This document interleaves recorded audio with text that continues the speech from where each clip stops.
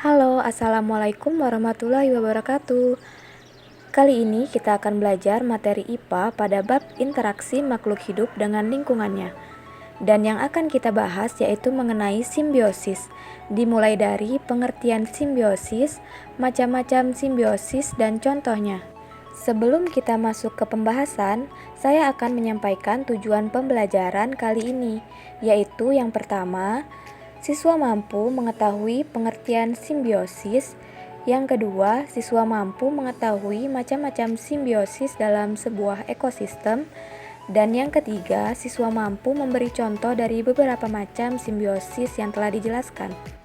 Sebelumnya, pasti kalian pernah melihat kan kupu-kupu yang hinggap di bunga? Sebenarnya apa sih yang terjadi antara kupu-kupu dengan bunga tersebut? Nah, di antara kedua makhluk hidup ini terjadi sebuah interaksi yang dinamakan simbiosis.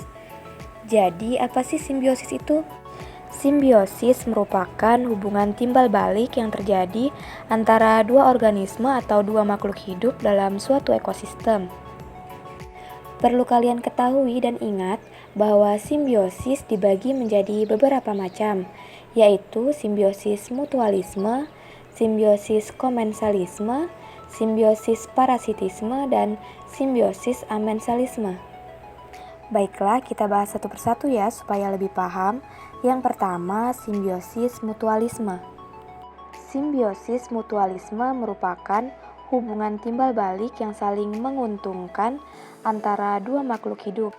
Jadi yang satu untung dan yang satu lagi juga untung.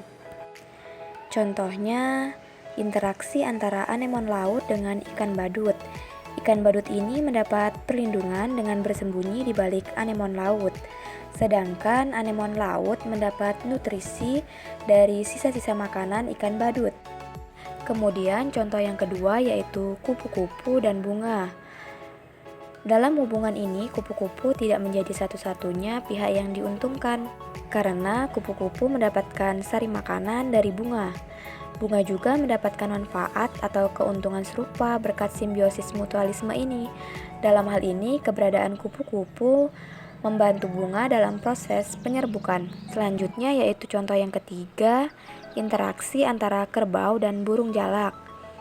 Interaksi antara kerbau dan burung jalak termasuk ke dalam simbiosis mutualisme, karena di sini tubuh kerbau menjadi bersih karena kutu di tubuhnya dimakan oleh burung jalak. Sementara burung jalak mendapat makanan karena memakan kutu di tubuh kerbau. Selanjutnya yaitu contoh yang keempat, interaksi antara lebah dan bunga. Sama halnya seperti interaksi antara kupu-kupu dengan bunga. Di sini lebah tidak menjadi satu-satunya pihak yang diuntungkan karena mendapat sari makanan dari bunga. Bunga juga mendapatkan manfaat atau keuntungan serupa berkat simbiosis mutualisme ini. Dalam hal ini, keberadaan lebah membantu bunga dalam proses penyerbukan. Selanjutnya, contoh yang terakhir yaitu manusia dengan bakteri. Dalam hal ini, bakteri yang dimaksud adalah bakteri E. coli yang ada di usus besar. Nah, dengan adanya bakteri ini di dalam tubuh, manusia dapat mengurangi pertumbuhan bakteri jahat dan mempercepat proses pembusukan di dalam usus besar. Sedangkan bakteri E. coli sendiri mendapatkan keuntungan karena bisa mendapat makanan dari sisa-sisa makanan pada usus besar manusia. Selanjutnya kita akan membahas mengenai simbiosis komensalisme. Simbiosis komensalisme merupakan hubungan timbal balik di mana satu makhluk hidup diuntungkan dan makhluk hidup lainnya tidak diuntungkan maupun dirugikan.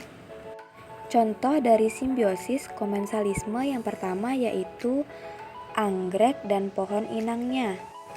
Nah, bunga anggrek ini mendapatkan tumpangan untuk hidup, sementara pohon inang tetap hidup seperti biasa.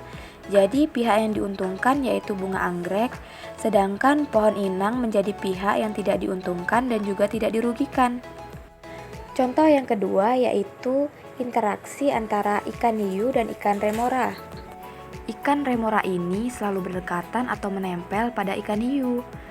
Di sini ikan remoranya untung karena mendapat sisa-sisa makanan dari ikan hiu, tapi ikan hiunya tidak masalah, tidak apa-apa, dan tidak juga dirugikan. Selanjutnya yaitu simbiosis parasitisme. Simbiosis parasitisme merupakan hubungan timbal balik di mana satu makhluk hidup diuntungkan dan makhluk hidup lainnya dirugikan. Nah, untuk contoh simbiosis parasitisme, yaitu ada tali putri dan pohon inangnya. Tali putri ini mendapat tumpangan dan makanan dari pohon inangnya.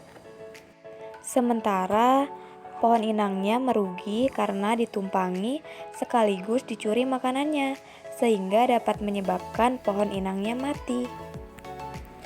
Contoh yang selanjutnya yaitu ada nyamuk dan manusia.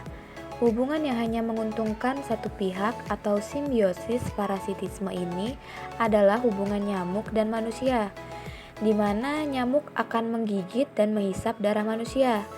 Jenis nyamuk tertentu bahkan bisa menyebarkan penyakit mematikan seperti demam berdarah atau malaria.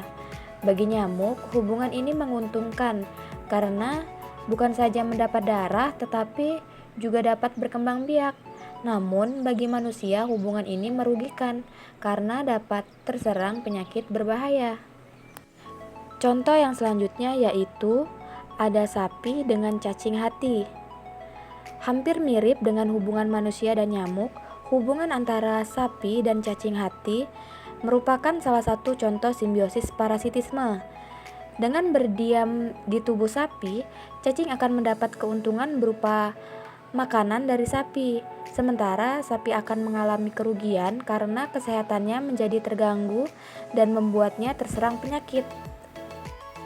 Kemudian yang terakhir yaitu simbiosis amensalisme. Simbiosis amensalisme merupakan hubungan antara dua makhluk hidup di mana satu pihak dirugikan sedangkan pihak lain tidak dirugikan dan juga tidak diuntungkan atau tidak terpengaruh apa-apa. Contoh dari simbiosis amensalisme yaitu yang pertama, pohon pinus dengan tumbuhan lainnya. Dalam menerapkan pola interaksi dengan lingkungannya, pohon pinus diketahui menghasilkan senyawa alelopati yang dapat mengganggu kelangsungan hidup tumbuhan di sekitarnya. Ini sebabnya di sekitar pohon pinus jarang sekali ditemukan pohon-pohon lainnya, selain sejenis seperti rumput-rumputan. Tanaman yang rentan terhadap senyawa alelokimia dari tanaman lainnya dapat mengalami gangguan pada proses perkecambahan, pertumbuhan, serta perkembangannya. Contoh yang selanjutnya yaitu interaksi antara gulma dengan tanaman padi. Nah, gulma yang tumbuh di antara tanaman padi, jika tidak segera dikendalikan dengan baik, maka bisa beresiko menurunkan hasil panen padi tersebut. Contoh yang terakhir yaitu interaksi antara rumput teki dan tanaman di sekitarnya. Interaksi antara rumput teki yang menghasilkan suatu senyawa kimia yang dilepaskan ke lingkungan dan mengganggu pertumbuhan tumbuhan lain yang ada di sekitarnya. Ini disebut sebagai alelopati. Alelopati merupakan interaksi antibiosis yang dapat menghambat pertumbuhan organisme lain di sekitarnya. Baiklah, itu tadi materi mengenai simbiosis, macam-macam simbiosis, serta contohnya. Semoga dapat bermanfaat dan terima kasih telah menyaksikan. Wassalamualaikum warahmatullahi wabarakatuh. Sampai jumpa kembali.